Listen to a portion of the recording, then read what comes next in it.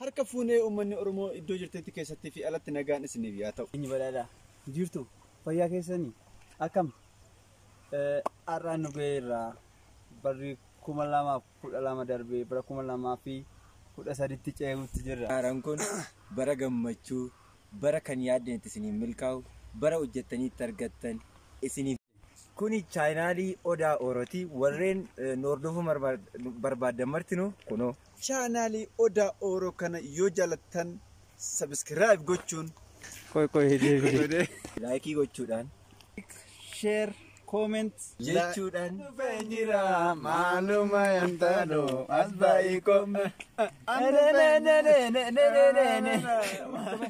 wayitii gannaa isaan qallabamanii sooramanii alkan barraaqa ganama buru yaastee tiskitee gabaa qaamatti Tumaalessa mataa maree jechuun kana Tumaalessa mataa maree jechuun kan gaamare baay'ee holota kana keessa adda kan ta'ee fi oomuu gurgurta gabaa qaamee inni akkas isiniin jennaa biyya keenyatti waan akkanaatu jira.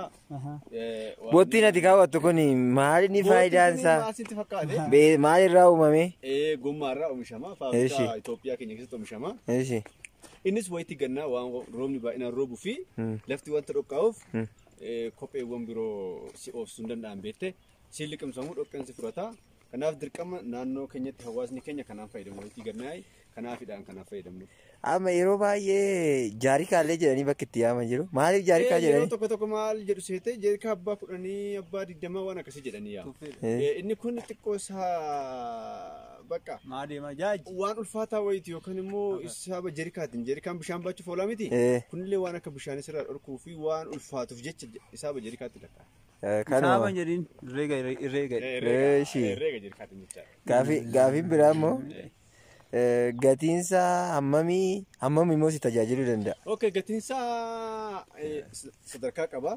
Akkuma humna isaatiitti xiqqaarraa gara guddaatti qarshii 120-130 irraa hanga 250 gatiinsaa kanan caalu jechaadha. Inni kun gommaarraa kan oomishamu gommaarraa argamu. Hagam si tajaajiluu danda'a? Innis kan si tajaajilu bara tokkoof si tajaajiluu danda'a yoo akkamii anniisaa qabaate bara lamaaf si tajaajiluu danda'a.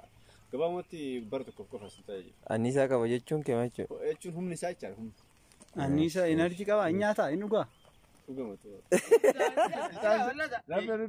Ishi makiinaa darbu. Jeetii kun yoo qaxxaa fuuldee deemtana ol si deemsa. Makiinaa darbu. Wala si qixxee. Arabi rabbitti rabbi. Dakki. Makiinaa.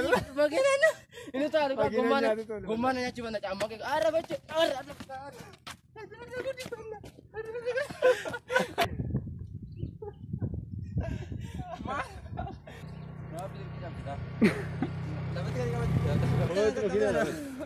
Berbara kan lagi terawak kan cuma akan anggun no.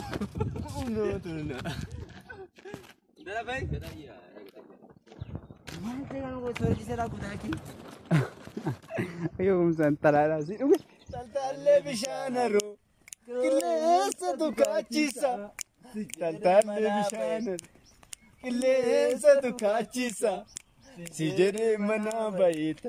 Bilesa onyachisa.